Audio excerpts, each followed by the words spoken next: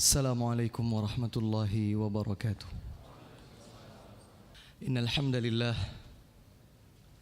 nahmaduhu wa nasta'inuhu wa nastaghfiruh wa na'udzu billahi min shururi anfusina wa sayyiati a'malina.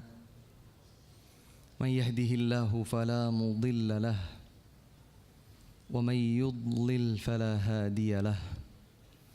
أشهد أن لا إله إلا الله وحده لا شريك له وأشهد أن محمدا عبده ورسوله يا أيها الذين آمنوا اتقوا الله حق تقاته ولا تموتن إلا وأنتم مسلمون يا أيها الناس اتقوا ربكم الذي خلقكم من نفس واحدة وخلق منها زوجها وبث منهما رجالا كثيرا ونساء واتقوا الله الذي تساءلون به والأرحام إن الله كان عليكم رقيبا يا أيها الذين آمنوا اتقوا الله وقولوا قولا سديدا يصلح لكم أعمالكم ويغفر لكم ذنوبكم ومن يطع الله ورسوله فقد فاز فوزا عظيما وبعد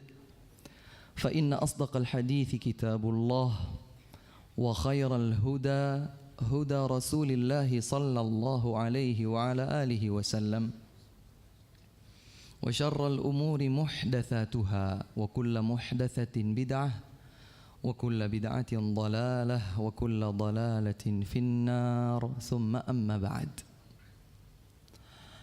Hadirin dan hadirat jamaah sekalian rahimakumullah. Subhanallah,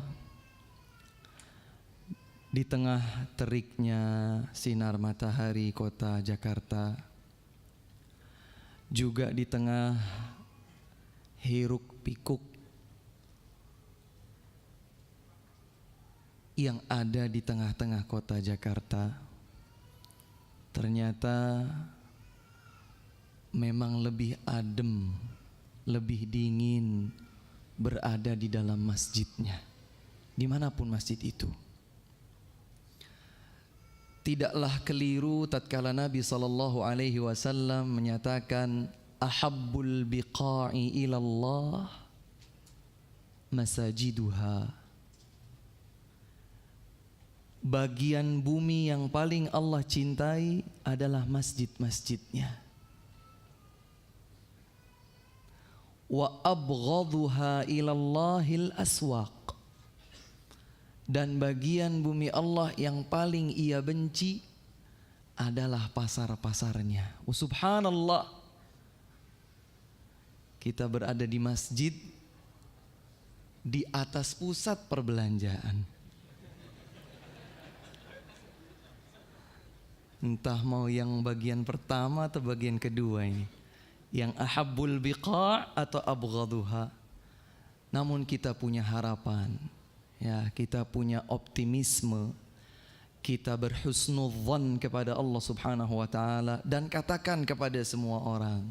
Banyak orang bilang bahwa Jakarta itu serem, banyak orang bilang Jakarta itu menakutkan, banyak orang bilang Jakarta itu penuh dengan keburukan. Katakan kepada semua orang, di tengah-tengah keburukan ada banyak kebaikan di Jakarta.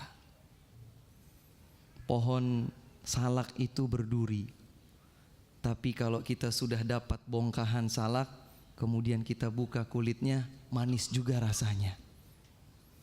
Durian itu salah satu buah favorit dimanapun, tetapi kulitnya berduri, tapi tidak mengurangi semangat orang pecinta durian untuk membelah kulit durian yang penuh dengan duri itu. Maka mudah-mudahan ikhwah sekalian, jamaah semuanya adalah hamba-hamba Allah yang dipilihnya untuk benar-benar istiqamah di tengah kondisi Jakarta yang penuh dengan dinamika. Salawat serta salam semoga senantiasa terhaturkan kepada Rasulullah sallallahu alaihi wa ala alihi wasallam, Nabi yang kita cintai bersama. Dan kita tidak hanya sekedar berharap syafaat dari beliau di hadapan Allah, tetapi kita juga berharap benar-benar disandingkan dekat dengan beliau di dalam surga Firdaus. Allahumma amin. Bapak dan Ibu sekalian, Masya Allah, membahagiakan hati kami tentu saja di kesempatan kali ini kita bisa dipertemukan oleh Allah Azza wa Jalla untuk sesaat melakukan salah satu di antara ketaatan kepadanya, yaitu talabul ilm. Belajar, sama-sama belajar Islam, sama-sama mengkaji Islam, mempelajari ayat-ayat Allah, mengkaji tuntunan sunnah Rasulullah sallallahu alaihi wa ala alihi wasallam. Semoga Allah menjadikan niat kita ikhlas hanya untuknya. Jangan sampai kita datang ke sini, wah saya memang gak pernah ke masjid Nurul Iman di Blok M Square. Pengen tahu sekalian ada pengajian. Waduh, pengen taunya nanti saja. Sekarang datangnya benar-benar untuk talabul ilm. Ada juga yang hanya sekedar ingin, karena sempat terdengar gitu ya, saya pengen lihat langsung wajah Ustadz Fulan. Waduh, jangan karena itu. Atau sekedar janjian, ya udah nanti ketemu ya di sana ya.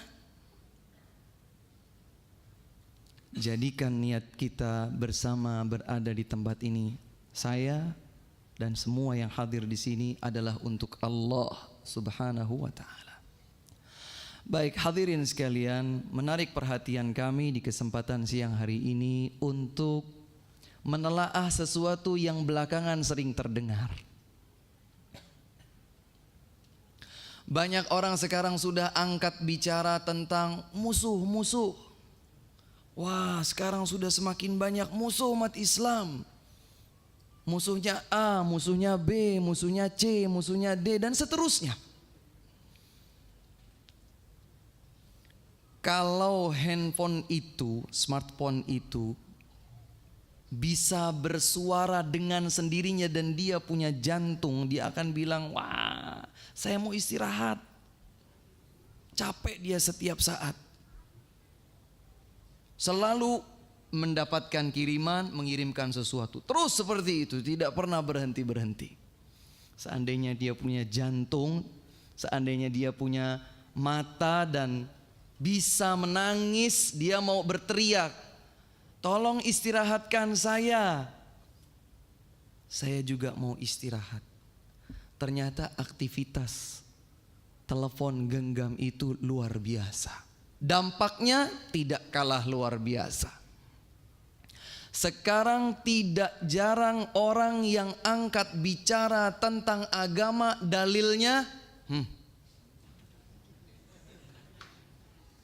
sekarang begitu ya, kata siapa? Nih, wah sibuk dicari sama dia. Padahal angkat bicaranya tentang agama, subhanallah. Agama Allah subhanahu wa ta'ala ada di dalam Al-Quran, ada di dalam Al-Hadith. Dengan pemahaman as-salafus salih, generasi para sahabat Rasulullah sallallahu alaihi wa ala alihi wasallam.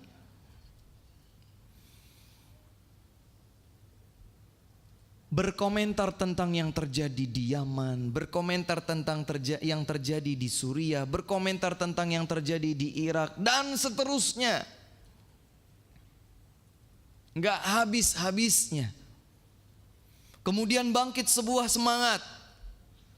Oh kalau begitu kita harus begini, kita harus begitu, kita harus menggalang dana, kita harus susun kekuatan, bla bla bla bla. Mas, silahkan bersemangat. Silahkan punya berbagai bentuk cita-cita dan angan-angan. Tapi tolong pastikan itu telah sesuai dengan ilmu. Kalau kita tidak punya ilmu, diam. Itu lebih selamat. Ketika banyak orang mulai berkata, mulai membuat opini, mulai membuat kesimpulan-kesimpulan, susun berbagai bentuk broadcast untuk di-share ke berbagai grup. Seakan-akan sudah umat Islam ini berada dalam kondisi yang genting. Subhanallah, dia untuk sholat 5 waktu saja sering terlambat. Larangan-larangan Allah saja sering dilanggar. Maka izinkan kami untuk menyegarkan ingatan kita bersama tentang siapa musuh terdekat kita. Kita pikirkan musuh yang jauh, bahkan menguras konsentrasi, energi, semua yang kita miliki. Kita tertarik, pusat perhatian kita sesuatu yang jauh. Padahal sesuatu yang dekat boleh jadi tidak kita perhatikan. Di dalam sebuah karya ilmiah yang disusun oleh beliau, Syekh Muhammad bin Abdullah Al-Imam, beliau mengingatkan kita tentang a'da'uka ya muslim arba'ah. Musuh terdekatmu wahai muslim ada 4. Musuh terdekat seorang hamba ada 4. Ada yang kira-kira bisa menebak 4 ini? 1. Ada yang bisa kira-kira memperkirakan? Setan, Masya Allah. 2. Nafsu.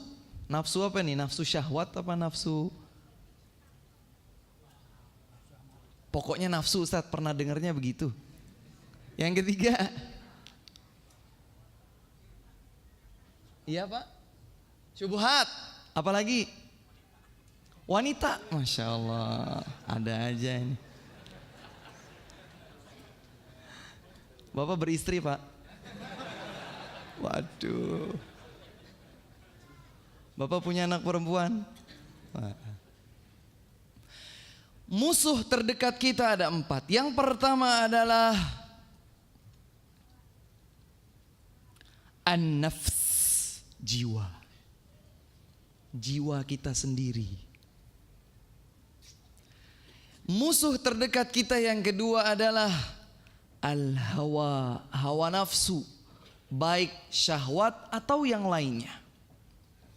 Yang ketiga, syaitan, setan. Dan yang keempat adalah ad-dunya. Yang keempat adalah ad-dunya. Yang pertama, an-nafs, jiwa. Allah Subhanahu wa taala berfirman di dalam surat Qaf ayat 16. Insyaallah membahagiakan sekali duduk di majelis ilmu ketika melihat banyak yang mengikutinya dengan penuh semangat mencatat. Luar biasa. Di dalam surat Qaf ayat 16 Allah Subhanahu wa taala berfirman, "Walaqad khalaqnal insana wa na'lamu ma tuwaswisu bihi nafsuh." Allah Subhanahu wa taala menyatakan, dan kami telah menciptakan manusia dan kami tahu apa yang dibisikkan oleh nafsunya.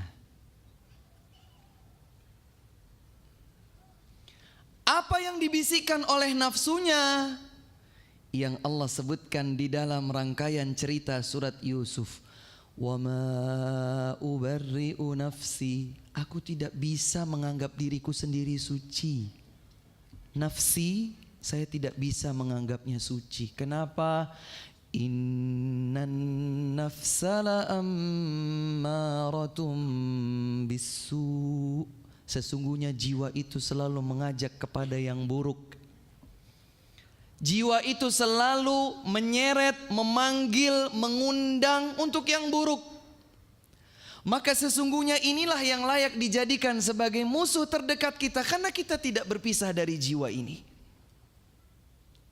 Sepanjang hayat masih dikandung badan, maka selama itu pula kita berhadapan dengan jiwa. Dan sepanjang itu pula jiwa akan mengajak kita kepada yang buruk. Karenanya di satu-satunya surat dalam Al-Quran, di dalam juz Amma, insyaallah surat ini sudah banyak dihafal oleh hadirin sekalian, bahkan anak-anak kecil barangkali sudah menghafalnya. Di dalam surat ini Allah Subhanahu wa taala bersumpah sampai 11 kali. Setelah sumpah Allah yang ke-9, barulah kemudian Allah bersumpah dengan jiwa.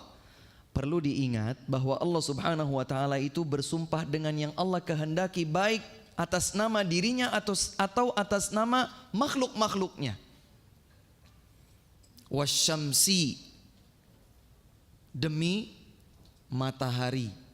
Wal fajri, demi waktu fajar. Wadduha, demi waktu duha. Wattin, wazzaitun, dan seterusnya. Di dalam surat ini Allah Subhanahu wa taala bersumpah wasyamsi, demi matahari, waduhaha, dan demi waktu duhanya.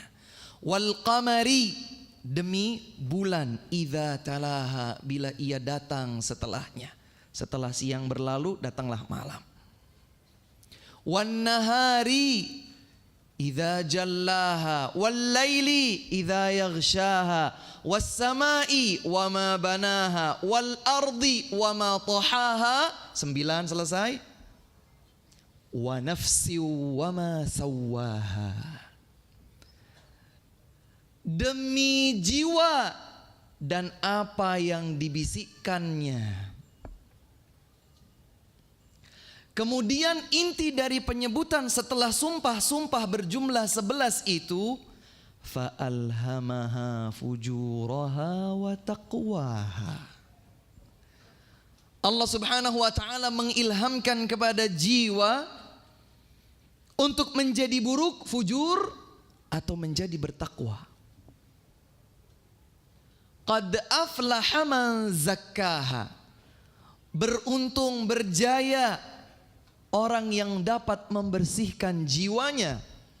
Wa qad khaba man dassaha, namun telah merugi orang yang mengotorinya. 9 sumpah disebutkan oleh Allah Subhanahu wa taala, dan pada sumpah yang ke-10, kemudian yang ke-11, wa nafsi wa ma sawwaha, ternyata inti dari 11 sumpah itu adalah Allah menekankan yang terkait dengan sumpahnya yang ke-10. Fa'alhamaha fujuraha wa taqwaha. Allah yang memberikan ilham, Allah yang memberikan petunjuk, Allah yang menggerakkan. Dan ternyata manusia itu terbagi menjadi 2. Ada yang jiwanya baik, bertakwa, namun ada pula yang jiwanya buruk, melakukan fujur. Nas'alullah as-salamata wal afiyah. Sehingga sesungguhnya musuh manusia atau seorang hamba yang paling dekat dengan dirinya adalah jiwanya sendiri. Karena jiwanya justru sering mengajaknya kepada keburukan. Ustadz, itu berlaku bagi saya ya Ustadz? Bagi semua. Ustadz bukan ustadz, udah ngaji, baru ngaji, belum ngaji, sama. Dia selama hidup masih punya jiwa, nafs.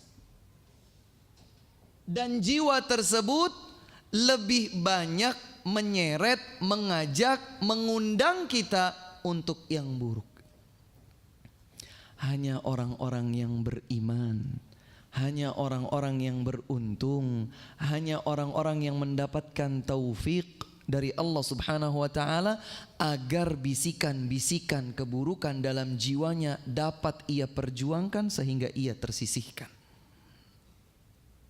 Dan karenanya pula Allah Subhanahu wa taala menyebutkan di dalam sebuah ayatnya, innallaha ashtara minal mu'minina anfusahum.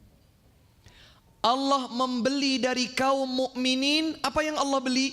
jiwa-jiwa mereka. Subhanallah. Menjadi semakin lebih menarik maknanya ketika kita melihat hadis Nabi sallallahu alaihi wasallam, "Innallaha la yanzur ila suwarikum wala ila amwalikum." Allah tidak lihat kepada physically yang kalian miliki, tidak pula kepada finansial yang kalian punya. Allah tidak lihat itu. Maka jangan berkecil hati kalau hidungnya pesek. Tidak perlu sedih kalau kulitnya itu kusam. Kalau dia nggak merasa ganteng, itu bukan masalah bagi Allah. Biarlah buat manusia itu masalah. Yang penting Robnya manusia tidak menjadikan itu masalah. Walakin yanzuru ila qulubikum wa a'malikum. Akan tetapi Allah subhanahu wa ta'ala melihat kepada hati-hati, jantung, kalbu kalian. Dan Allah akan melihat juga kepada amal kalian.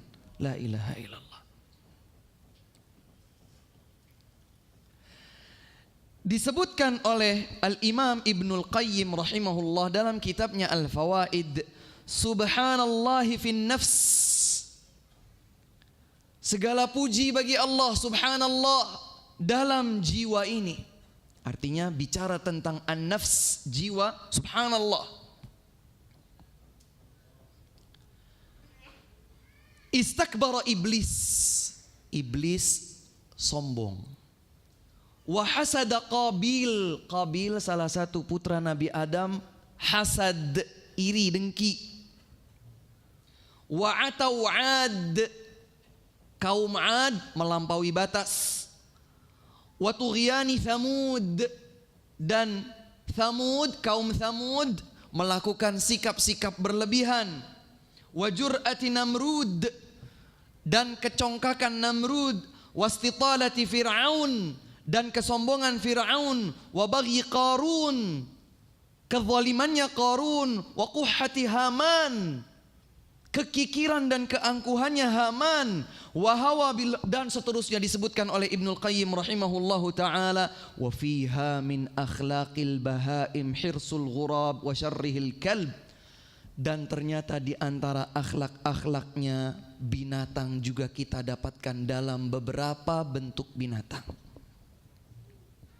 Kemudian beliau berkata, ghaira anna ar-riyadhata wal mujahadata tudhibu dhalik. Hanya saja manusia itu berkesempatan untuk melakukan riyadhah, berlatih, melatih jiwanya. Wal mujahadah, berjuang melawan bisikan nafs, jiwanya. Wala tasluh sil'atun li'aqd, maka tidaklah pantas untuk menjadi imbalan bagi orang-orang yang telah menjual dirinya kepada Allah dengan ketaatan kecuali surga. Masya Allah. Kayaknya kalau kita ingin menjadi hamba yang selamat dari musuh terdekat yang pertama, maka berupayalah untuk membebaskan bisikan jiwa ini dari yang fujur, dari yang kotor, dari yang jahat, dari yang buruk. Disebutkan dalam kitab Zammul Hawa yang ditulis oleh Al-Imam Ibnul Jauzi. Kalau tadi Ibnu Qayyim Al-Jauziyah dalam kitab Al-Fawaid, ini disebutkan oleh Ibnul Jauzi. Orang yang berbeda. Dalam kitab Zammul Hawa halaman 30. Adhaful khalqi man dha'ufa an raddi syahwatih. Manusia yang paling lemah itu adalah yang paling lemah untuk menolak bisikan hawa syahwatnya. Bisikan nafsu syahwatnya. Wa aqwal khalqi man qawiya ala raddiha. Dan sekuat-kuatnya manusia adalah yang mampu untuk menolak bisikan hawa nafsunya. Masya Allah. Ihdhar nafsaka fama asabaka bala'un qattu illa minha wala tuhaniduha. Berhati-hatilah engkau, waspadalah terhadap dirimu sendiri. Apa yang menimpamu di antara bentuk cobaan tidaklah kecuali engkau semestinya menundukkan jiwamu untuk tetap berada di jalan Allah Subhanahu wa taala. Karenanya ikhwah sekalian, tadi di dalam serangkaian surat Asy-Syams, wa nafsi wa ma sawwaha فألهمها فجورها وتقواها قد أفلح من زكاها وقد خاب من دساها. Disebutkan atau diriwayatkan oleh Al-Imam At-Tirmidzi, Ibnu Majah dan selainnya dari sahabat mulia Abdullah ibnu Mas'ud, salah satu doa yang ini juga disebutkan pada istiftah tadi, innal hamdalillah dan seterusnya. Ada di bagiannya itu yang berbunyi wa na'udzubillahi min syururi anfusina. Kami berlindung diri kepada Allah dari keburukan jiwa kami sendiri. Maka terlalu berani kita kalau kita menyangka bahwa jiwa kita itu full baik. Siapa bilang? Kalau Nabi SAW saja berlindung diri dan mengajarkan kita untuk berdoa semacam ini, maka artinya kita tidak lebih baik dari beliau. Wa na'udzubillahi min syururi anfusina. Kami berlindung diri kepada Allah dari keburukan jiwa kami ini. Dalam riwayat yang lebih kuat, riwayat Imam Muslim dari sahabat mulia Zaid bin Arqam. Ini yang mencatat silahkan dicatat. Ya, maksudnya catat dengan pena atau pulpen atau pensil. Kalau yang tidak membawa catatan tidak apa-apa, dihafalkan di dalam memori masing-masing. Mudah-mudahan yang menghafal dengan memori ini seperti halnya Imam Syafi'i tatkala belajar dari Imam Malik. Imam Syafi'i itu pernah duduk di majelisnya Imam Malik, paling muda Pak. Dan tidak mudah saat itu untuk menjadi muridnya Imam Malik. Imam Syafi'i di Makkah waktu itu masih kecil. Dan Imam Malik mufti di kota Madinah, duduk di kursi ifta di dalam Masjid Nabawi. Dan beliau Imam Malik ma'ruf, masyhur sebagai imam utamanya dalam bidang hadis. Imam Syafi'i kendati masih kecil saat itu di Mekah, beliau juga sudah berfatwa karena keilmuan yang dimilikinya, sampai kemudian dikasih KTBLC, rekomendasi oleh gubernur Mekah. Sana gih belajar sama Imam Malik di Madinah. Kasih surat pengantar, diberikan kepada Imam Malik. Dibaca, dibuang. Apa ini? Ilmu mau dibeli? Imam Malik tegas. Imam Syafi'i tidak berkecil hati lagi. Beliau ingin tunjukkan kepada Imam Malik, saya meskipun masih belia, saya layak untuk menjadi muridmu wahai Imam. Paksa, dipaksa. Oke, boleh duduk depan sendiri. Yang lainnya bawa kertas, yang buku, kemudian pena. Imam Syafi'i enggak bawa apa-apa. Dibacakanlah hadis, tentu saja dengan tanpa kitab, karena Imam Malik adalah seorang muhaddits. Qala haddatsana fulan qala haddatsana fulan qala haddatsana fulan qala haddatsana fulan an Abi Hurairah 'anil Nabi sallallahu alaihi wasallam qala haddatsana fulan qala haddatsana fulan an fulan an Abi Hurairah radhiyallahu anhu anna an-nabiy qala Satu hadis, dua hadis, 10, 20, berpuluh-puluh hadis. Ternyata Imam Syafi'i hanya menggerakkan jarinya.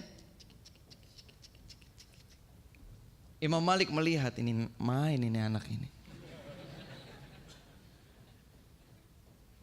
Kirain main-main. Imam Malik akhirnya ingin tahu. Ditanya, dari awal kamu hanya menggerakkan jarimu tadi, mana ilmu yang engkau tulis?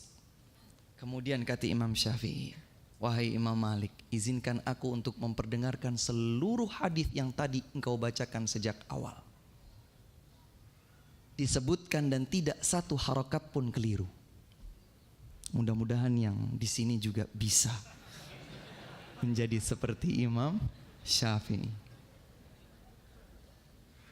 Ada doa yang diajarkan oleh Nabi sallallahu alaihi wa ala alihi wasallam. Allahumma ati nafsi taqwaha wa zakkiha anta khairu man zakkaha anta waliyuha wa maulaha. Ana ulangi. Allahumma ati. A-nya agak panjang. Nafsi taqwaha. Ya Allah, berikanlah pada jiwaku, pada nafsiku ketakwaan. Wa zakkiha anta khairu man zakkaha. Dan sucikanlah jiwaku, nafsiku. Engkau adalah sebaik-baik yang menyucikannya. Anta waliyuha wa maulaha. Engkaulah ya Allah pemegang hati, pemegang jiwa dan yang menguasainya. Betapa Nabi sallallahu alaihi wasallam ingin mengajarkan kepada kita selaku umatnya untuk meminta kepada Allah agar jiwa kita sendiri diberikan ketakwaan oleh Allah Subhanahu wa taala. Allahumma ati nafsi taqwaha wa zakkiha anta khairu man zakkaha anta waliyuha wa maulaha. Insyaallah diulang 5 kali, hafal Pak. Allahumma ati nafsi taqwaha wa zakkiha anta khairu man zakkaha anta waliyuha wa maulaha. PR nanti tukeran hafalan sama istrinya atau suaminya atau anaknya atau orang tuanya atau temannya minimal, agar kita bawa oleh-oleh, bukan hanya sekedar duduk pulang nggak tahu apa tadi, pokoknya gitu deh. Apa? Pokoknya itulah, jiwa itu adalah musuh terdekat. Terus kalau begitu ya udah kita berlindung diri aja. Doanya tadi Ustadz ngulang-ngulang, cuman Ana belum hafal. Nah, ya hafal agar ada sesuatu yang memang bisa diaplikasikan dalam kehidupan kita sehari-hari. Baik. Yang kedua, musuh terdekat kita yang kedua. Al-hawa. Hawa. Bisikan hawa syahwat. Sebahagian orang mengira bahwa an-nafs dan al-hawa sama, padahal berbeda. Jiwa lebih kepada apa yang sering kemudian dipasangkan dengan raga. Ada jiwa, ada raga. Ini raga kita. Jiwa kita kelihatan apa enggak? Enggak ya? Kalau disebutkan jiwa dan raga, rumah sakit jiwa, apa tuh? Sesuatu yang memang tidak terlihat. Jiwa. Adapun hawa lebih spesifik lagi. Hawa itu kemudian kalau di bahasa Indonesia kan digabungkan Pak. Hawa nafsu. Tapi kalau melihat konteks dalil yang ada, maka keduanya adalah sesuatu yang berbeda.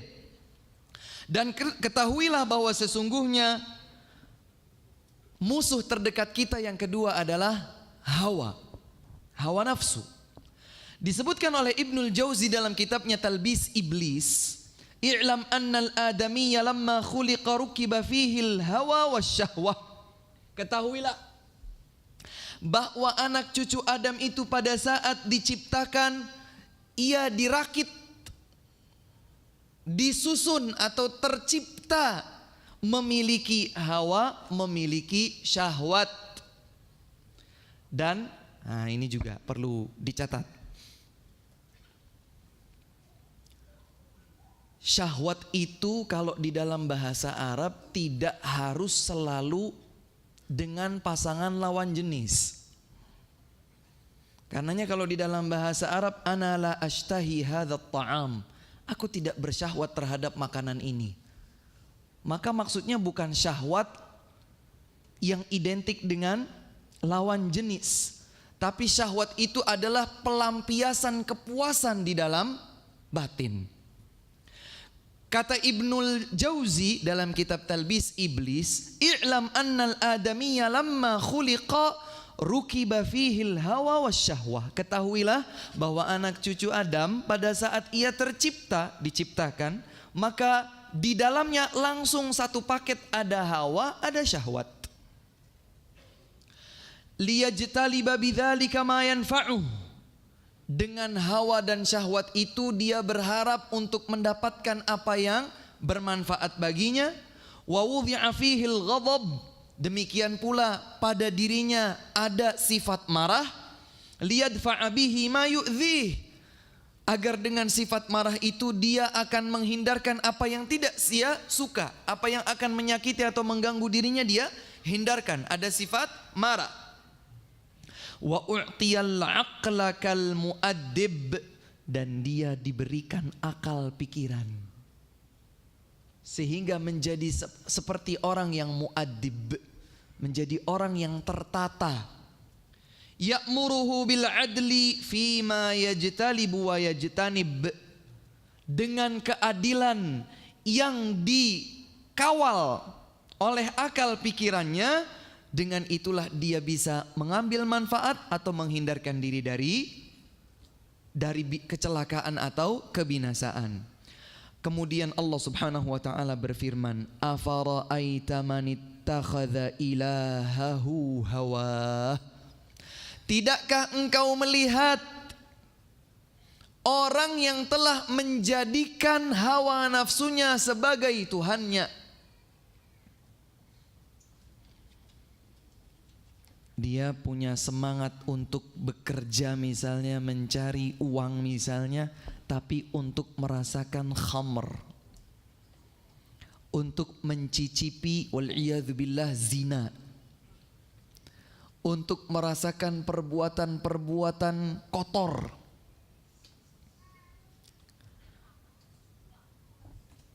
Ada orang yang semacam ini dan Allah Subhanahu wa taala mengajak kita untuk melihat mereka. Afara'aita man ittakhadha ilahahu hawa. Tidakkah engkau melihat ada sebagian orang yang menjadikan hawa nafsunya sebagai Tuhannya? Na'udzubillah. Na'udzubillah. Dan ini yang seperti tergambar pada orang-orang kafir wal iyadzubillah. Ya'kulun wa yatamatta'un kama ya'kulul an'am, makan, bersenang-senang, ternyata seperti makan dan bersenang-senangnya binatang ternak. Sehingga di dalam sebuah ayat disebutkan, haula'i kal an'am balhum adall. Mereka seperti hewan ternak, bahkan lebih sesat. Makanya kalau punya masalah, jangan selalu negative thinking. Dan ini kadang-kadang memang kelepasan ya, namanya juga manusia. Dapat masalah langsung, wah gelisah. Kenapa ya saya dapat masalah? Emang kenapa? Ya enak lah kalau nggak punya masalah. Kalau manusia pasti ada masalah. Kalau nggak ada masalah yang bunyinya mo, nah itu nggak masalah dia. Dia nggak punya masalah itu. Tapi kalau manusia, apalagi ia telah berikrar dengan keimanan, dia pasti akan mendapatkan ujian. Salah satu bentuk ujiannya adalah problem. Bagaimana saya bisa menangani problem tersebut? Kunci dasarnya adalah taqwa. Allah Subhanahu wa taala berfirman, "Wa may yattaqillaha yaj'al lahu makhraja."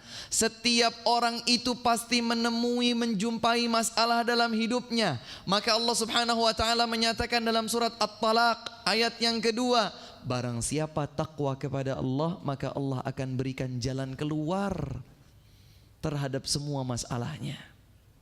Wa yarzuqhu min haitsu la yahtasib, dan Allah akan limpahkan rizki dari arah yang tiada disangka. Wa may yattaqillaha yaj'al lahu min amrihi yusra. Barang siapa yang bertakwa kepada Allah, Allah akan jadikan masalah-masalahnya mudah.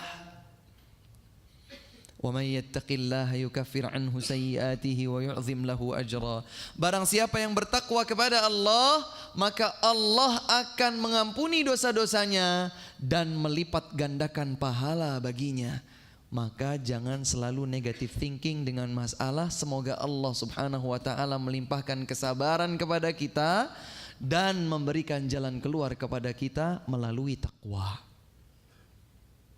Sementara orang yang menuhankan hawa nafsunya, baik syahwatnya atau egoisme dirinya, maka orang tersebut adalah orang yang terhina di hadapan Allah Azza wa Jalla.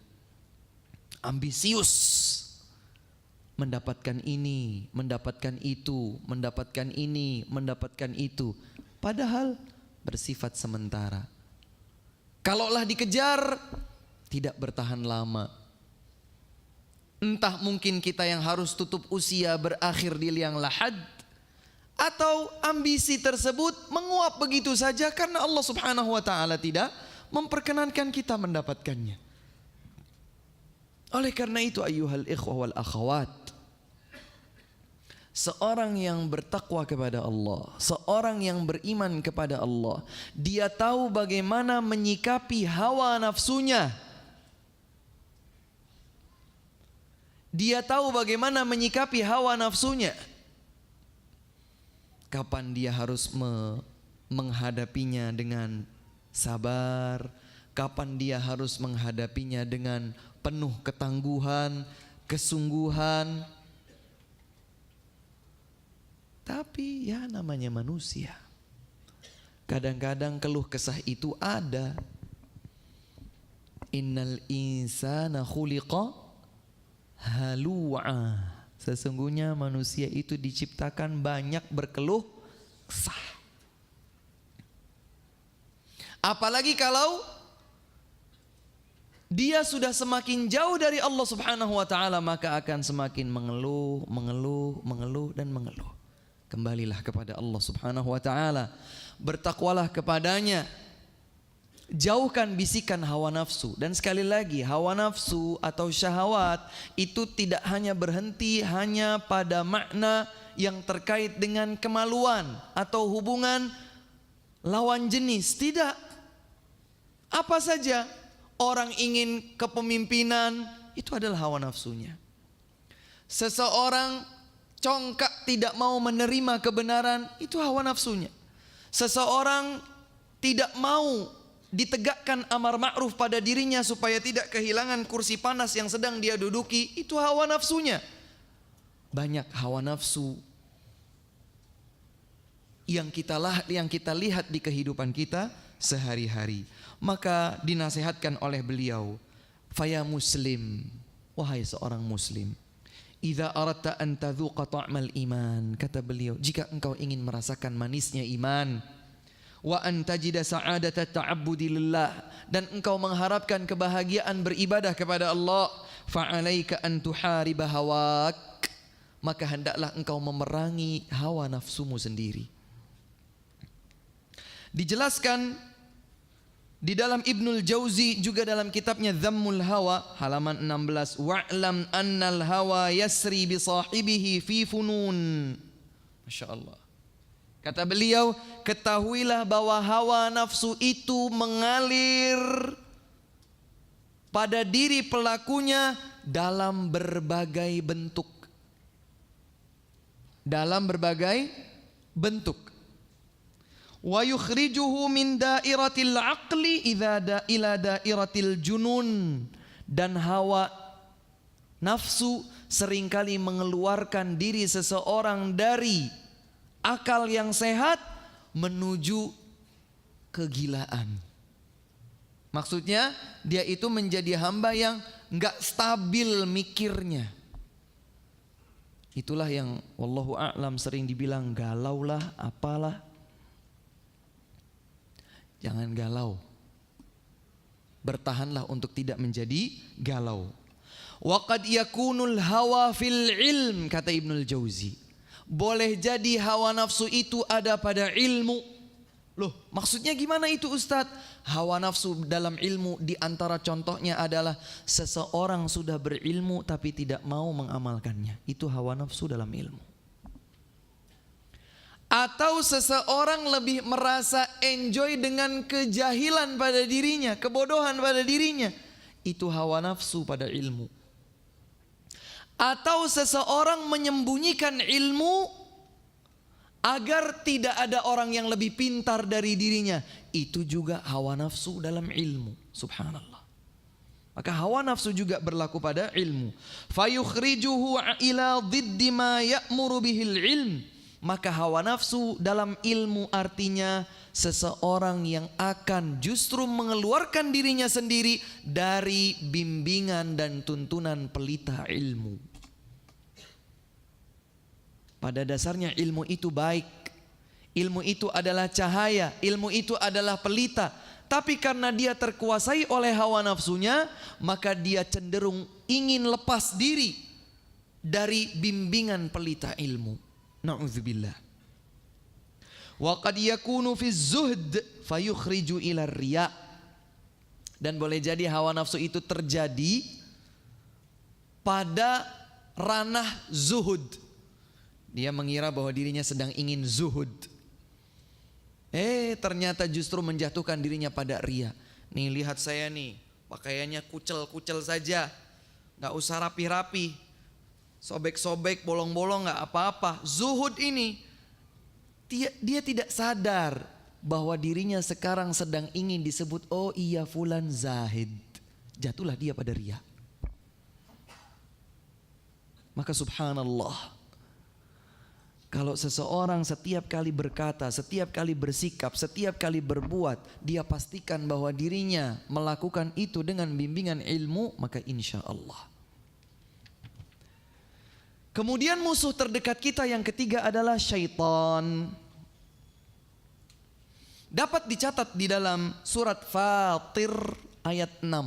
Surat Fatir ayat yang ke-6. Allah Azza wa Jalla berfirman, Inna syaitana lakum aduwwun fattakhidhuhu aduwwa innama yad'u hizbahu liyakunu min ashabis sa'ir. Allah Subhanahu wa taala menyatakan, kalau Allah yang berfirman menyatakan, kita ragu atau tidak, Pak? Ragu sedikit boleh enggak? 1%. Bener enggak boleh? 0,10%. Boleh enggak? Ragu pada firman Allah 0,10% boleh? Dzalikal kitabu la raiba fihi. Allah Subhanahu wa taala di dalam surat Fatir ayat yang ke-6 menyatakan, Innasyaitana lakum adu. Sesungguhnya setan itu bagi kalian adalah musuh. Fattakhidhuhu aduwa. Maka jadikan ia musuh. Jangan rubah statusnya. Jangan ganti predikatnya. Biarkan dia sebagaimana yang Allah Subhanahu wa taala tetapkan, yaitu sebagai musuh bagi kalian. Dan yang harus diingat, innama yad'u hizbahu. Sesungguhnya syaitan hanya akan mengajak anggota kelompoknya liyakunu, agar anggota kelompoknya itu menjadi min ashabis sa'ir, sahabat-sahabatnya di neraka sa'ir yang menyala-nyala. Siapa yang menyatakan hal ini? Allah. Percaya? Ustadz, bagaimana saya mau menjadikan setan itu musuh saya nggak kelihatan? Ya justru di situ nilai ujiannya. Setan memang tidak terlihat. Kalau kelihatan kita setiap hari bawa pedang. Atau kalau setan itu bisa ditembak, laris manis perdagangan senjata tajam di sini, senjata api. Setannya kelihatan. Kalau di sini ada door, di sini ada door, nggak bisa. Innahu yarakum huwa wa qabiluhu min haitsu la tarawnahum.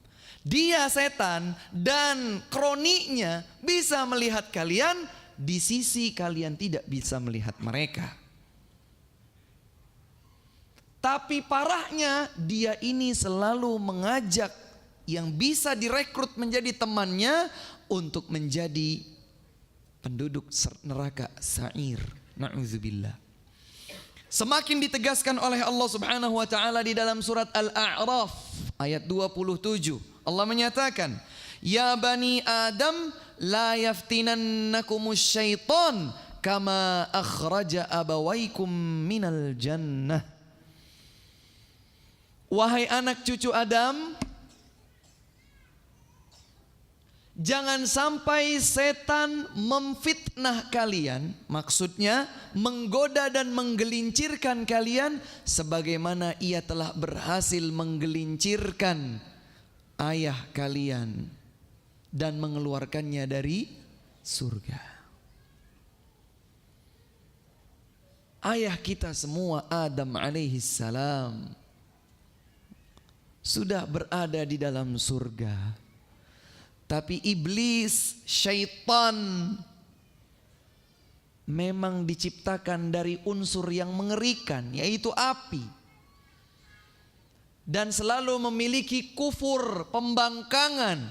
Maka dia tidak senang melihat Adam berada dalam kenikmatan surga. Digodalah Adam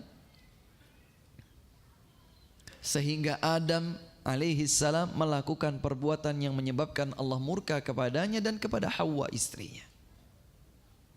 Maka Allah Subhanahu wa taala menegaskan, "Ya bani Adam, wahai anak cucu Adam, kita semua ini, la yaftinannakumus syaitan." Jangan sampai syaitan menggelincirkan kalian. Kama akhraja abawaikum minal jannah. Sebagaimana syaitan telah menyebabkan keluarnya ayah kalian dari surga. Dikuatkan lagi dengan surat Al-Kahfi ayat 50. Allah berfirman, "Afatattakhidunahu wa dzurriyyatahu awliya'a min duni wa hum lakum adu bi'salidh-dhalimina badala." Apakah kalian akan menjadikan syaitan dan anak-anak keturunannya sebagai pihak yang dibela dan dicinta, padahal dia itu bagi kalian adalah musuh? Maka jelek sekali pengganti bagi orang-orang yang zalim. Artinya syaitan itu sudah ditetapkan menjadi musuh, maka jangan dirubah menjadi teman. Jelek sekali orang-orang zalim yang telah merubah predikat musuh yang telah ditetapkan oleh Allah tapi justru menjadi teman. Nah, ngeri ini. Maka kita harus berhati-hati terhadap bisikan syaitan. Banyak sekali ayat-ayat dan hadis yang mengungkapkan kepada kita tentang syaitan yang berjati diri bagi kita sebagai sebagai musuh dan musuh kita yang terdekat. Bahkan Allah Subhanahu wa taala menyatakan di dalam surat Ibrahim ayat 22, "Wa qala asy-syaitanu lamma qudiyal amru innallaha wa'adakum wa'dal haqqi wa wa'adtukum fa akhlaftukum wa ma kana li 'alaikum min sultan illa an da'awtukum fastajabtum li." Nanti pada hari kiamat. Pada hari kiamat, hari yang dimana sudah tidak berlaku lagi penyesalan, syaitan seakan-akan berorasi di hadapan para pengikutnya. Tatkala ketetapan telah diputuskan, maka syaitan akan berkata, "Innallaha wa'adakum wa'dal haqqi." Allah telah berjanji untuk kalian dan janji Allah pasti benar. Wa wa'adtukum fa akhlaftukum. Kalau aku berjanji, kata syaitan, aku mengingkari janjiku. Wa ma kana li 'alaikum min sultan. Hari ini aku tidak punya kuasa apa-apa. Illa an da'autukum fastajabtum li. Aku tidak lakukan apa-apa kecuali aku mengajak kalian. Kok kalian menjawab panggilanku? Nah, loh. Aku kan cuman menggoda. Kok kalian mau? Janji Allah itu janji yang pasti, kalian tidak mau. Janjiku janji palsu, tapi kok kalian mau? Ini orasi syaitan di hadapan para pengikutnya nanti pada hari kiamat. Sehingga syaitan nanti akan dengan senangnya berkata, fala talumuni walumu anfusakum. Jangan celah aku, celah saja diri kalian sendiri. Kenapa kalian jadikan aku teman? Kenapa kalian jadikan aku sebagai pihak yang diikuti? Kenapa kalian memenuhi panggilan-panggilanku? Mestinya kalian penuhi saja panggilan Allah Subhanahu wa ta'ala, karena janjinya adalah janji yang hak. Subhanallah, bejat sekali syaitan ini. Seandainya sekarang di sini ada syaitan, kita akan penggal sama-sama. Tapi masalahnya dia tidak kita lihat. Oleh karena itu waspadalah terhadap musuh terdekat kita, yang tidak terlihat oleh kita. Musuh yang ketiga yaitu syaitan. Kemudian yang terakhir, sebelum mudah-mudahan nanti ada kesempatan untuk tanya jawab, adalah ad-dunya. Nah, kalau sudah bicara dunia ya semuanya tadi yang disebutkan sebelah sana. Wanita ya Pak ya? Iya. Wanita bagian dari dunia enggak? Iya, karenanya kata Nabi SAW, fattaqud dunya wattaqun nisa. Bertakwalah kalian kepada Allah terhadap dunia dan termasuk di dalamnya wanita. Tapi kemudian diulang oleh Nabi, wattaqun nisa. Khawatirlah kalian, waspadalah kalian terhadap para wanita. Wanita itu penggoda. Ibu jangan merasa tersinggung ya Bu. Ini sabda Nabi SAW. Tapi ini bukan wanita, seluruh wanita. Hanya wanita-wanita yang merugikan. Kalau istri yang salihah, maka itu adalah separuh agama.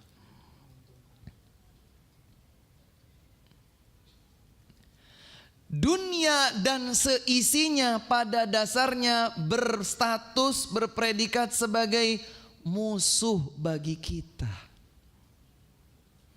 Belum lagi kita mungkin akan kaget kalau mendengar ada hadis Nabi SAW menyatakan ad-dunya mal'unah, mal'unun ma fiha. Dunia itu terlaknat dan terlaknat apa yang ada di dalamnya. Illa zikrallah, kecuali zikir mengingat Allah. Wa ma walah, dan semua yang akan menghantarkan kita kepada zikir mengingat Allah.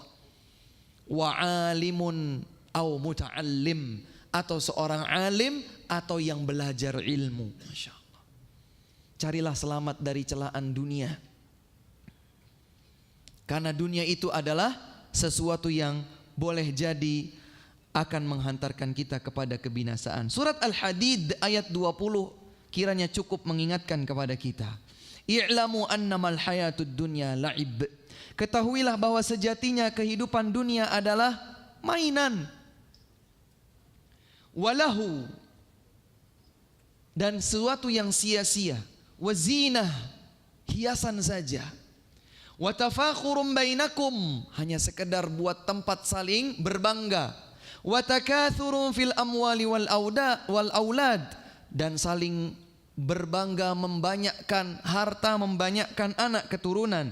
Kamathali ghaith, seperti halnya hujan. A'jabal kuffara nabatuh, setelah turun hujan maka tumbuhan yang tumbuh darinya membuat orang-orang kafir itu kagum. Thumma yahij, kemudian semakin matang. Fatarahu musfarra, dan akhirnya mengering menjadi kuning. Thumma yakunu hutama, ternyata kemudian menjadi sia-sia, menjadi debu. Wa fil akhirati azabun syadid, dan di akhirat kelak hanya ada azab yang pedih. wa maghfiratum minallahi wa ridwan, atau ampunan dari Allah dan ridwannya dan ridhonya. Wa mal hayatud dunya illa mata'ul ghurur, dan tidaklah kehidupan dunia kecuali perhiasan yang menipu. Kasih garis bawah di sini. Wa mal hayatud dunya, tidaklah kehidupan dunia kecuali mata', perhiasan, tapi Allah berikan sifat ghurur, menipu. Itulah musuh kita. Dia yang akan membuat kita terlena.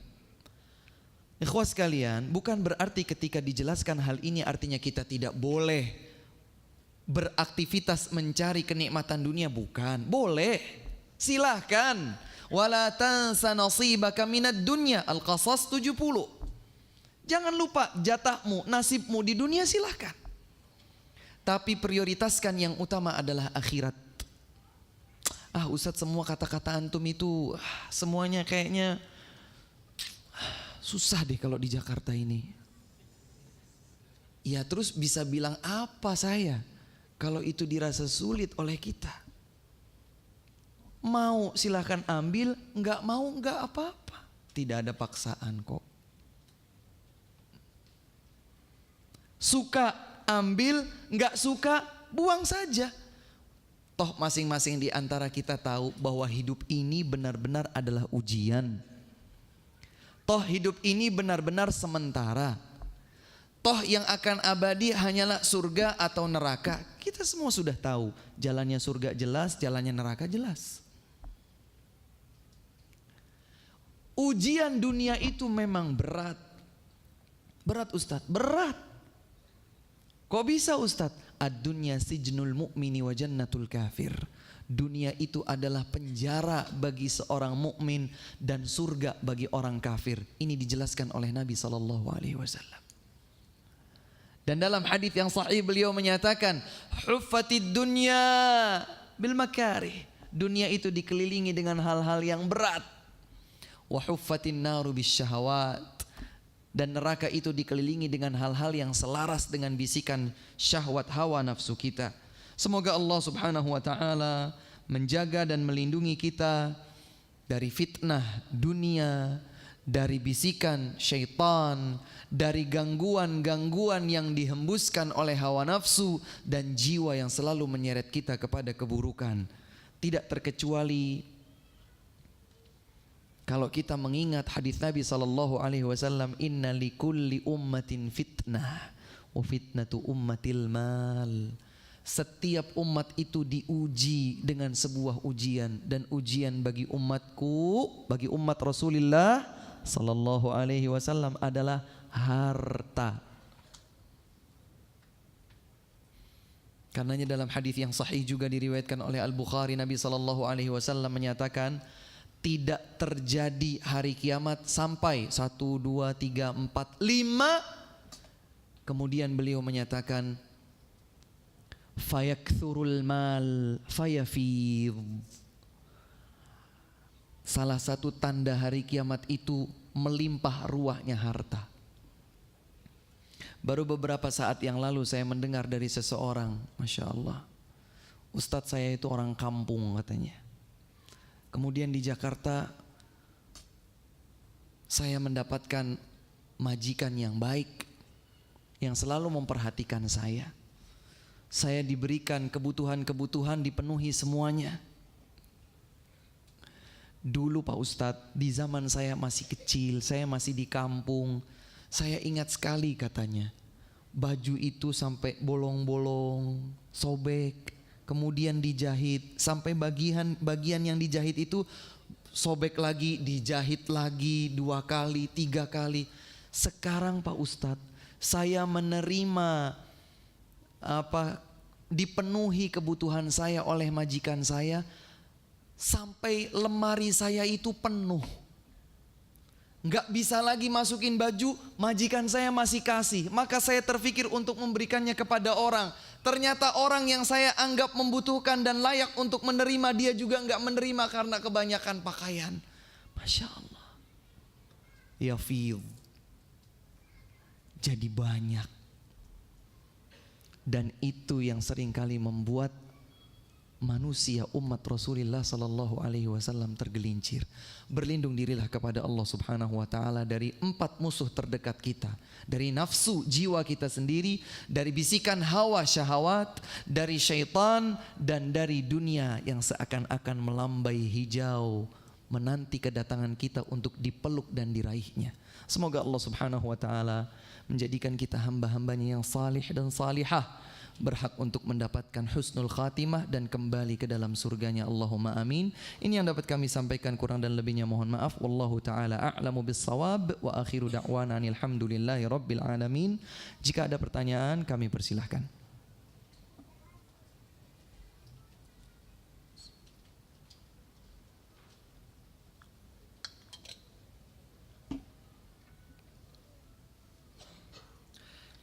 Bismillah.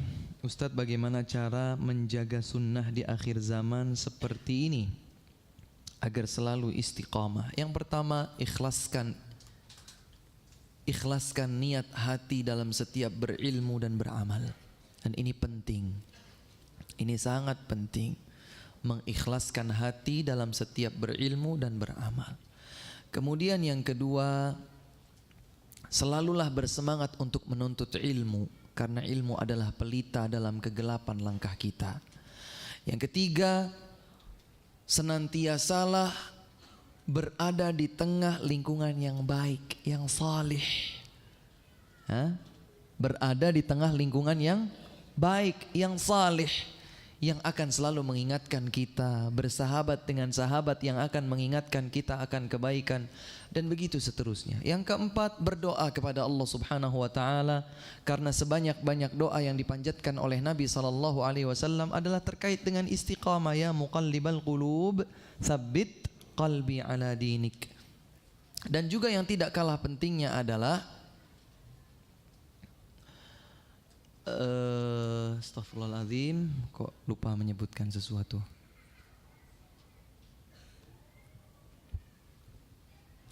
Al-khawfu minal maut. Terima kasih Pak. Takut, ya, takut akan kondisi buruk di ujung dari kehidupan kita. Nah, kita harus selalu mengingat kematian dan kita mengkhawatirkan su'ul khatimah. Ustadz, saya seorang dokter.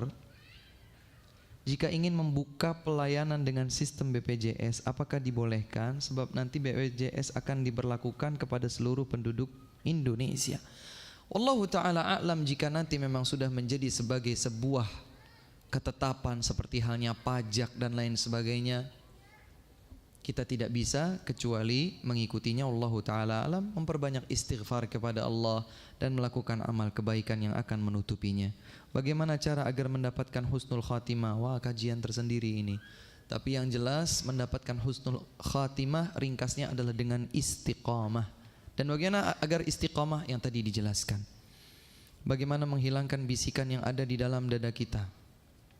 Menghilangkan itu enggak bisa, karena selalu saja dibisik-bisikan. Qul a'udzu birabbin nas, malikin nas, ilahin nas, min syarril waswasil khannas alladzi yuwaswisu fi sudurin nas minal jinnati wan nas. Kalau menghilangkan sama sekali kayaknya sulit, tetapi meminimalisir godaan tersebut maka bisa. Di antaranya adalah memperbanyak berzikir dan berdoa kepada Allah Jalla wa Ala. Ustaz, tolong beri nasihat bagaimana cara menghadapi atau menyikapi anak yang dableg. Begitu tulisannya ini. Kalau disuruh orang tua 1 kali, 2 kali, 3 kali, 4 kali, Masya Allah. 1 kali, 2 kali, 3 kali, 4 kali, 5 kali, berapa nggak tahu nih. Sampai orang tuanya kesal, marah dan membentaknya, barulah dia mentaati. Nggak tahu ini dari ibu apa dari bapak. Kita itu kadang-kadang, mohon maaf ya Pak, Bu, egois. Emangnya kita kalau waktu seumur dia itu udah baik-baik aja?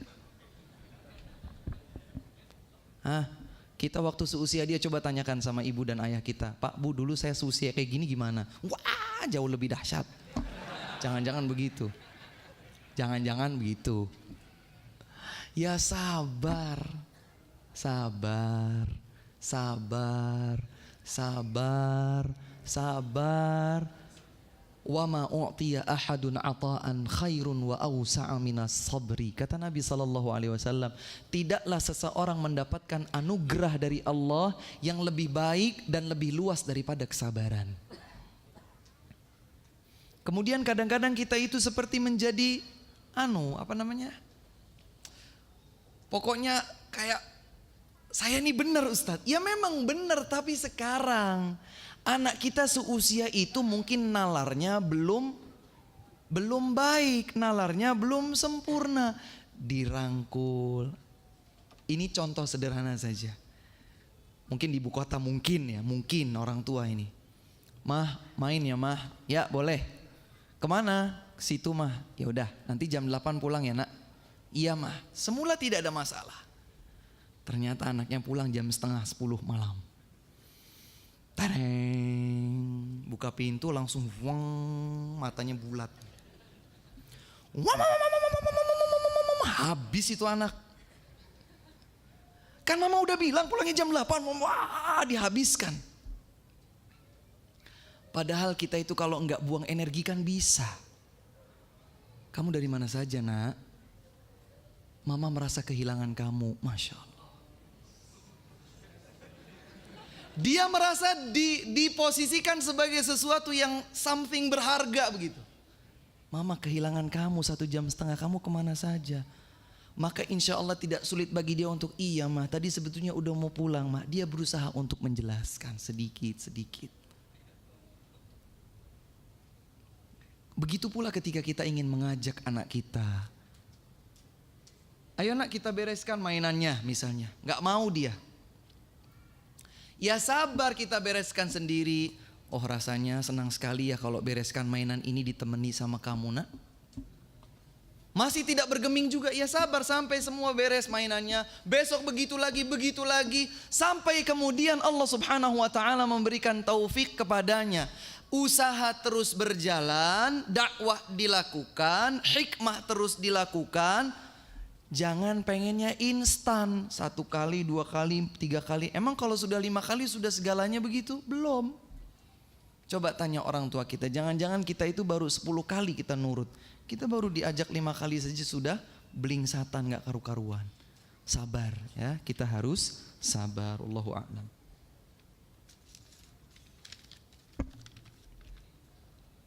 Pak Ustadz, apakah astaghfirullahaladzim dan astaghfirullahal azim alladzi la ilaha illa huwal hayyul qayyum wa atubu ilaik termasuk zikir-zikir yang disunnahkan dibaca di setiap waktu dan di setiap tempat? Iya, perbanyaklah istighfar. Mana yang lebih utama dari 2 bacaan tersebut? Yang lebih mudah untuk kita baca? Bolehkah berpuasa 3 hari setiap bulan dengan tidak berturut-turut secara acak? Oh, siyamu ayyamil bid mungkin. Karena sebahagian ulama memang menyatakan bahwa siyamu thalathati ayyam itu ada yang berpendapat bebas, namun ada riwayat yang lebih jelas menjelaskan bahwa 3 hari tersebut adalah yang disebut sebagai ayyamul bid pada tepatnya bulan purnama tanggal 13, 14 dan 15. Wallahu taala alam. Menurut sebahagian para ulama maka ini boleh. Apakah mungkin keempat musuh terdekat tersebut berkolaborasi menggoda manusia? Yo sangat berkolaborasi. Bahkan berkolaborasi dengan cantiknya. Dan bagaimana menghadapinya? Ya berarti dengan berjuang 4 kali lipat dari sebelumnya. Pak Ustadz, apa saja yang jadi penghalang dalam menuju jalan kebenaran? Banyak, diantaranya adalah maksiat. Jalan kebenaran itu akan terhalangi dari kita kalau kita bermaksiat kepada Allah subhanahu wa ta'ala. Dan dampak buruknya maksiat itu banyak, diantaranya adalah kita terhalang dari as-siratul mustaqim. Setiap saat kita baca ihdinas siratal mustaqim, ihdinas siratal mustaqim. Tapi kalau maksiat jalan terus, ya mana mungkin Allah akan memberikan as-siratul mustaqim. Sahabat yang bernama Umar radhiyallahu anhu ditakuti syaitan. Apakah dikabarkan dari hadis Nabi SAW? Allahu Ta'ala a'lam, tetapi banyak disebutkan di dalam riwayat-riwayat sirah nabawiyah. Allahu a'lam. Tapi setidaknya dengan banyaknya terulang-ulang, memang Umar ibn Khattab radhiyallahu anhu itu terkenal sebagai sosok yang tegas. Sosok yang sangat tegas, sehingga tidak mustahil kalaulah dia berjalan, syaitan akan minggir dari jalan tersebut karena takut menghadapi Umar radhiyallahu anhu. Wallahu a'lam bissawab. Ustaz, ana dulu hampir tiap malam melaksanakan salat tahajud. Namun waktu demi waktu ana sekarang jarang melaksanakan salat tahajud dikarenakan rasa takut untuk bangun malam. Kenapa takut? Bagaimana caranya menghilangkan rasa takut ini? Takutnya kenapa? Ada seorang sahabat bernama Abdullah bin Amr bin Al-As. Ya fulan, la takun mithla Abdullah, kana yusalli al-lail fataraka qiyamal lail. Wahai sahabat, jangan engkau menjadi seperti Abdullah. Abdullah itu dahulu salat, sekarang ia meninggalkan salat. Artinya sedikit tapi konsisten lebih baik daripada banyak tapi berhenti setelah seminggu. Sedikit tapi konsisten. Coba jaga witir, setiap malam gak pernah absen, 1 rakaat saja. Nanti kalau sudah banyak, artinya sudah terjaga dengan baik, tambah. Witir juga tapi 3 rakaat. Sudah konsisten, tambahkan tahajud. 2 rakaat dulu, 2 rakaat lagi. Doanya diperbanyak, sujudnya diperpanjang, tasbihnya diperpanjang. Dan begitu seterusnya. Ahabbul a'mali ilallahi adwamuha wa inqal. Sebaik-baik amal yang dicintai oleh Allah adalah yang berkesinambungan meskipun sedikit. Wallahu a'lam. Setan diharuskan menjadi musuh kita. Apakah sama dengan kita juga harus menjadikan jin sebagai musuh kita? Jin itu secara umum, jin ada yang benar, ada yang gak benar. Jin yang gak benar, yang durjana, yang pembangkang disebut syaitan. Syatana diambil dari kata shinto dan na. Syatana itu artinya membangkang. Tidaklah setan disebut setan, syaitan, kecuali karena dia itu durjana dan membangkang. Bagaimana cara kita untuk mengajak orang tua ketika menjelaskan kepada mereka untuk ikhlas dalam menerima rezeki? Saya di sini dulu. Banyak orang mengatakan ikhlas itu yang berarti pasrah. Ikhlas itu bukan pasrah. Ikhlas itu memurnikan tujuan ibadah kita kepada Allah. Saya mah ikhlas saja deh. Maksudnya pasrah saja deh. Ikhlas itu bukan sama dengan pasrah. Ikhlas itu adalah seseorang memurnikan tujuan ibadahnya hanya kepada Allah. Bahasa Indonesia mungkin sudah menyerap kata ikhlas, tapi maknanya pasrah ini tidak tepat. Maka seperti ini, bagaimana cara untuk mengajak orang tua kita, menjelaskan kepada mereka untuk ikhlas dalam menerima rizki apapun. Bukan ikhlas tapi pasrah menerima rizki apapun yang dititipkan. Karena kadang saya melihat orang tua mengeluh, ya dinasihati agar tidak mengeluh. Akan tetapi mereka belum menerima apa yang saya sampaikan. Ya bersabar.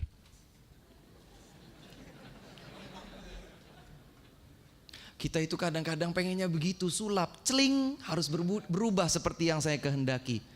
Kamu harusnya begini, ini yang benar ya. Besok jangan sampai saya lihat lagi kamu begini. Gak bisa. Dakwah itu membutuhkan proses, dan proses itu membutuhkan waktu. Kalau kita bisa lihat ada bayi dilahirkan langsung bisa tendangan bola masuk gawang, saat itu silahkan bilang dakwah itu sekarang disampaikan harus saat ini juga diterima. Gak bisa. Kalau ada seorang wanita dilahirkan langsung bisa bikin nasi goreng, maka katakan dakwah sekarang disampaikan harus saat ini juga diterima. Gak bisa, harus butuh proses, sekali lagi butuh sabar. Ustadz, bagaimana menghindari syubhat? Mohon penjelasannya. Ilmu. Syubhat itu dilawan dengan ilmu. Innal halala bayyin wa innal harama bayyin wa bainahuma umurun mushtabihat la ya'lamuhunna katsirun minan nas. Tidak berilmu tentang yang syubhat kebanyakan dari manusia. Sedikit yang tahu. Siapa itu mereka? Para ulama yang mendapatkan anugerah ilmu. Maka syubhat itu dilawan, ditepis, dibuang, dihadapi dengan ilmu. Ustadz, bagaimana cara memperkuat diri untuk menerima rencana suami berpoligami dengan alasan syahwat? Wah, ini ibu ini.